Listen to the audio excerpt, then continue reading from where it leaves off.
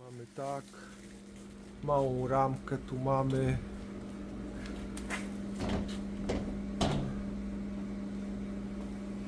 Ok.